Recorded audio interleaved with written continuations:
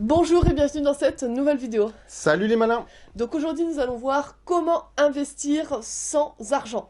Donc avant toute chose, n'oublie pas de t'abonner à cette chaîne, voilà, tu cliques sur le bouton s'abonner, donc juste Par là. ici ou juste ici, je sais plus dans quel côté c'est. Non, par là, Donc tu tu le fais à cliques. chaque fois, par là.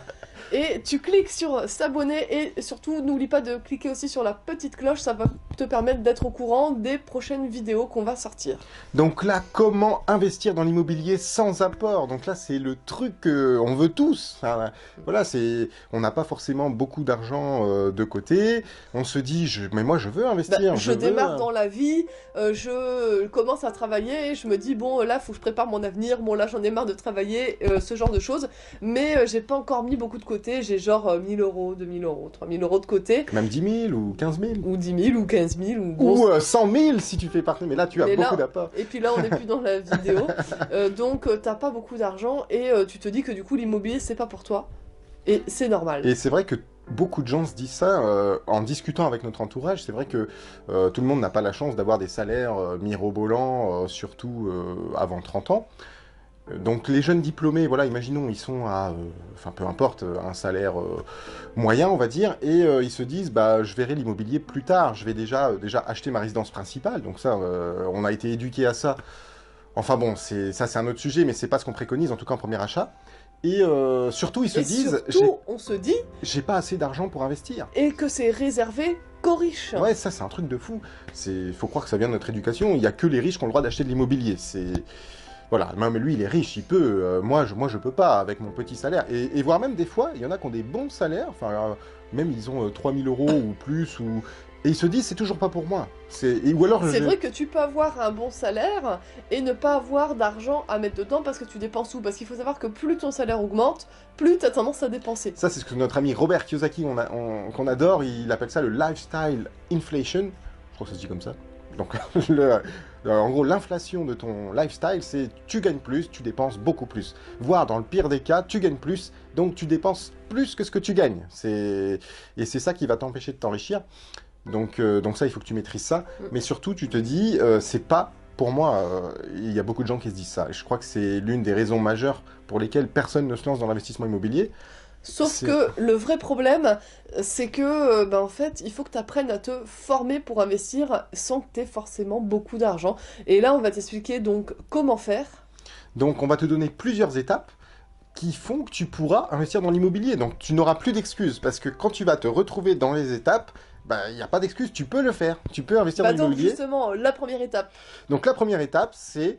Il faut quand même rentrer dans les cases des banques, hein, ça c'est comme ça. Ça va être mieux pour toi pour obtenir des crédits, c'est avoir des revenus réguliers. Donc revenus réguliers, c'est le top... Le top du top. Ah, le top du top. C'est le CDI. Donc le CDI a un avantage ultime, en tout cas dans la vie d'un investisseur, c'est les portes... Non, attends. Le top du top, ce n'est pas le CDI, c'est... le fonctionnaire ou le médecin, ou le futur médecin. Oui, après, il y a des cases qui sont très très bien dans les banques. Voilà, donc il y a des professions qui sont très très bien notées, on va dire, dans les banques. Donc quand on arrive avec ces professions-là, les banques sont très très contentes. Donc voilà, ça peut être médecin, je sais pas moi, avocat et encore avocat. Il y en a... Fonctionnaire. Fonctionnaires, ils adorent. Les gendarmes. Ouais, des professions sûres. La banque n'aime pas le risque finalement. Ils adorent ce qui est sûr et stable. Et donc du coup, le CDI pour eux, pour eux, c'est ce qu'il y a de plus stable. Ils n'ont pas forcément raison. Hein. On a beaucoup d'exemples où si le patron veut plus de toi, il te vire et puis c'est tout. Hein. Mais en tout cas, pour une banque... Ou il te harcèle. Ou il te harcèle pour que tu démissionnes avant d'avoir le chômage. Donc, enfin, tout ça, ça existe. Mais finalement, on s'en fout que ça existe, puisque pour une banque, c'est le CDI. Et finalement, t'as beau expliquer tout ce que tu veux au banquier qui est en face de toi, il faut que ça rentre dans les cases. Hein. On peut pas lui en vouloir. Lui, il est payé, il fait son job. Ça rentre dans la case ou pas. Bon, bah... En tout cas... Il faut que tu prennes conscience que si tu remplis cette première étape, avoir des revenus réguliers, attention, plus d'excuses, parce que là, tu es en très très bonne voie pour avoir des crédits immobiliers et investir, pourquoi pas, sans apport ou avec peu d'apport. Deuxième étape, avoir, non je la connais, t'inquiète, avoir prévu une enveloppe avec ton banquier. Donc tu peux aller voir ton banquier, tu as des revenus réguliers et tu définis, voilà, je peux investir 150 000 euros, 200 000 euros, en sachant qu'il y aura des revenus en face, hein, faut pas oublier de lui dire. Parce que c'est différent d'acheter sa résidence principale, il n'y a que toi qui vas aller travailler pour aller la payer. Là, c'est un investissement où c'est le locataire qui va payer la banque pour toi. Et toi, il faut que tu fasses en sorte que ça marche, sinon c'est toi qui vas payer. Donc voilà, tu définis une enveloppe. une petite astuce maligne, c'est d'aller chasser au-dessus de l'enveloppe, Oui. parce que tu pourras négocier des deux côtés, c'est-à-dire faire baisser le prix chez le vendeur et augmenter le prêt chez le banquier.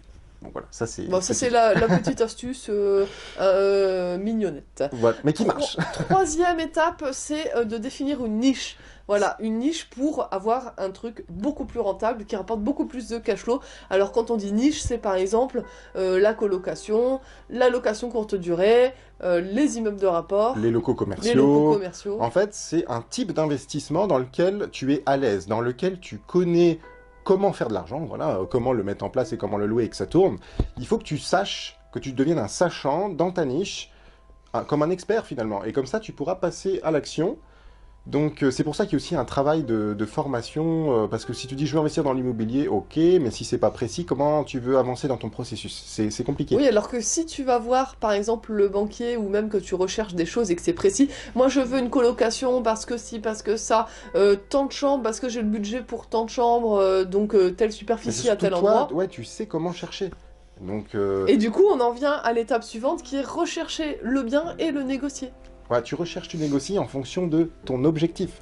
Donc si ton objectif c'est une colocation, comme nous on fait, on va pas aller chercher des biens de 25 mètres carrés, des studios, non.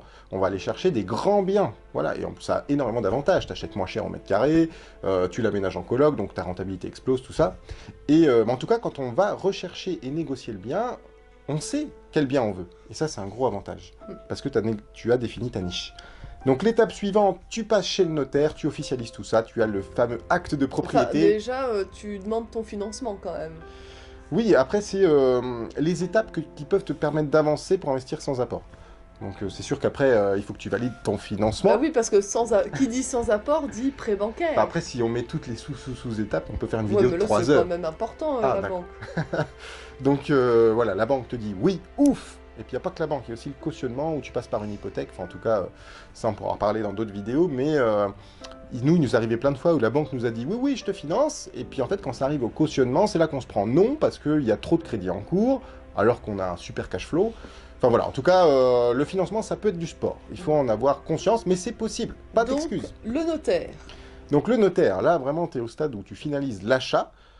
Et c'est pas pour... Donc là, tu peux sortir le champagne. Ça y est, hop, t'es propriétaire. Mais c'est pas pour autant que le travail est fini. Bien au contraire, Ah oui, non. une fois que t'as acheté, Eh bien, il faut faire les travaux t'arrives à le... l'étape suivante, les et travaux. le meubler. Parce qu'on pense que le plus difficile, c'est les travaux. Mais en réalité, une fois que tu as fini les travaux, vient... Enfin, si tu fais du meublé, vient aussi l'étape des meubles. Et alors là, c'est ultra chiant. À chaque fois qu'on doit mettre les meubles, c'est un truc de fou. D'ailleurs, on a déjà fait une vidéo là-dessus, où c'était dans notre deuxième investissement, on a passé de 20 heures à plus de minuit à déballer les meubles, les cartons. Alors les verres, t'enlèves chaque étiquette de chaque verre. C'est hyper chiant. Alors, il y a aussi la solution de déléguer ça à un prestataire, pourquoi pas. Mais en tout cas, nous, on l'a déjà fait nous-mêmes. Bah puis nous, sur l'île, il n'y a pas de prestataire encore. Il y a un métier à prendre. C'est ouais, souvent c'est décoratrice d'intérieur qui existe, mais c'est pas pour autant qu'elle va acheter les meubles en magasin En et fait, les monter. Hein. Sur l'île, les décoratrices d'intérieur, enfin de ce qu'on connaît, elles te font les dessins. Genre, alors là, je te conseille un canapé bleu. Là, ça va être très beau. Voilà, là, tu mets des miroirs et des machins. Elle te met souvent le prix de là où tu peux l'acheter. Mais derrière, elle ne l'achète pas, elle ne le met pas en place. Genre, la penderie qu'elle te dit qu'il faut mettre, ben c'est toi qui dois le monter. Ah ouais. Voilà. Enfin, Sauf que nous, on a deux mains gauches. Enfin, nous. Bah, moi, je me souviens, on avait mis. Alors, dis-toi, on a acheté un lit bébé pour mettre dans une de nos locations courte durée. Et on a mis au moins, je pense, 2 heures à monter le lit bébé, alors que le lit Non, bébé. c'était pas ce lit-là. Si. Si. Non, il était assez simple celui-là. Non, bah ouais. Non, c'était assez le simple. lit Non, mais mezzanine. on avait mis. Le lit Non, mezzanine. lit mezzanine, on a mis une journée, on n'a même pas réussi à finir. Et le lit bébé, on a mis 2 heures, alors que c'était juste 2 carrés. Enfin, pour te dire notre Bon, en tout niveau. cas, le manuel, c'est pas forcément notre fort, mais, Nous, ce qu'on préfère, c'est acheter les coussins. mais on connaît aujourd'hui des gens qui peuvent nous aider. En tout cas, quelqu'un est venu nous aider, notamment pour le lit mezzanine, parce qu'on n'y arrivait pas. Et, À un moment donné, il faut reconnaître tes limites. mais le réseau, voilà, ça te permet de vaincre tes problèmes. Et, Seb joue du piano avec ses mains, mais par contre, monter les meubles, faut pas c'est lui pas mon demander. fort. Mais appeler quelqu'un pour nous aider, bon, c'est faisable. Donc, en tout cas, tu vois que, voilà, faire les travaux, l'aménager, et puis d'en faire en sorte qu'il soit beau, qu'il attire, hein. En colocation, voilà, faut que ce soit adapté à ta cible. Donc soit jeunes actifs, soit étudiants, mais qu'ils soient contents d'être là. Et notre créneau à nous, c'est toujours apporter de la valeur pour louer plus cher et qu'il y ait moins de turnover. Et qu'il y ait de la recommandation derrière, et puis que ça tourne tout seul, quoi, finalement. Donc, Ensuite, prochaine étape, une fois que tu as fait les travaux et que tu l'as meublé, tu le mets en location et tu gères ta fiscalité. ouais, donc la mise en location, là, c'est du marketing. Donc, ton appartement peut être prêt, mais il faut encore franchir cette étape du marketing web ou via des agences ou quoi. Enfin, il faut remplir ton bien. Et d'ailleurs, je vais même aller plus loin, c'est que en fonction de ton marketing, tu vas faire les travaux et l'ameublement. Par exemple, si ta cible ce sera des businessmen, bah prévois des petits bureaux, des petites consoles, des choses pour poser Ouais. leurs costumes. Si ta cible ça va être justement des familles avec des jeunes enfants, bah pourquoi pas faire une chambre d'enfant décorée avec de la peinture enfant. Ouais, ce qu'il faut, en fait, faut pas perdre de vue que tu es un commerçant. En tant qu'investisseur immobilier, il y a beaucoup de gens qui se rendent pas compte qu'ils sont commerçants, mais un locataire, c'est un client. Ton bien immobilier, c'est un produit que tu mets sur le marché parce qu'il y a de la concurrence.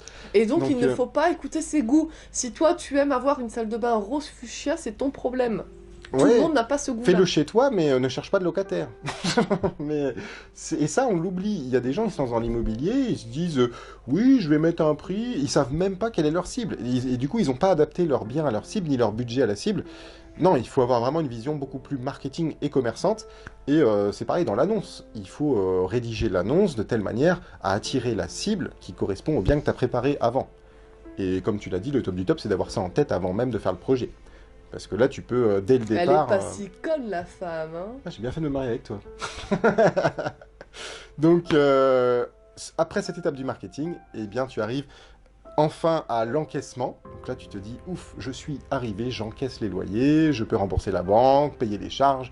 Si tu as fait les choses bien, tu as même un bénéfice, donc un cash flow net d'impôts. Ah, on n'a pas parlé. Mais, donc tu crois que tu es arrivé une fois que tu encaisses, mais non, tu n'es pas arrivé, parce que la dernière étape, c'est les impôts. Chaque année, tu vas devoir déclarer aux impôts combien de loyers tu encaisses. Et donc, tu vas calculer l'impôt que tu dois sortir de ta poche. Mm. Et attention, attention que la moitié ne s'en aille pas en impôts si tu n'as pas là aussi prévu les choses à l'avance. En fait, il y a beaucoup de choses à prévoir à l'avance quand on y réfléchit. Et donc voilà, il faut aussi que tu maîtrises la fiscalité. Dans quel statut tu vas aller, comment tu vas pouvoir déduire des choses pour ne pas ou peu payer d'impôts. C'est super, super important pour que tu puisses continuer à investir et puis que ton investissement soit rentable. Parce que s'il n'est pas rentable, il faut voir plus loin aussi, c'est que tu ne pourras pas continuer. Donc, comment investir sans apport? Tu peux. Voilà, si clairement, à chaque étape, tu te rends compte que tu peux le faire, bah tu peux. Il n'y a plus d'excuses. Mais en fait, tu peux le faire, un, parce que tu sais investir, et deux, aussi grâce aux banques. Et même si tu as un petit salaire, tu peux. Tant que tu as un revenu régulier. En fait, voilà, revenu régulier, les banques vont pouvoir te suivre. Et en plus, dans un investissement, il n'y a pas que ton salaire qui sera pris en et compte. s'il te plaît, si tu n'es pas déjà surendetté avec des crédits conso à gogo, Ouais, ça, il faut aussi que ton profil soit adapté. Si c'est sûr que tu dois payer 500 € par mois de crédit conso parce que tu as acheté une télé, un je sais pas quoi, tout à crédit, c'est clairement pas le bon chemin. Commence déjà par enlever ces dettes-là. ouais. Et si jamais, par Ouais. exemple, tu as aussi beaucoup d'agios assez Ouais, non, régulièrement tout ça, tous il les faut mois, pas, non. il faut pas. Parce qu'après, les banques, tu seras très Mais mal bon, noté. si tu n'es pas Ouais. dans ce cas-là, tu peux investir sans argent, il n'y a pas de problème. Et voilà, et pour aussi avoir des loyers nets d'impôts, parce qu'il y a aussi beaucoup de gens qui se font piéger, c'est un véritable piège, ils pensent qu'ils ont tout fait bien, et quand ils voient les impôts arriver, on en connaît même qui ont revendu leurs biens, donc te fais pas piéger, et pour ça, on t'a préparé 1 heure de formation offerte, c'est juste ci-dessous, 1 heure c'est 1 heure de formation pour réduire tes impôts, et on va rentrer... Et c'est offert. Donc c'est offert, voilà, C'est cadeau. tu cliques, tu marques ton prénom, ton email, et tu auras accès justement à ces vidéos offertes. Et on rentre dans le détail du loueur en meublé non professionnel. C'est vraiment un régime fiscal très très bon aujourd'hui pour pouvoir investir avec succès et réduire tes impôts, quoi. Donc, En gros, c'est 1 heure de formation découpée en 4 vidéos sur 4 jours.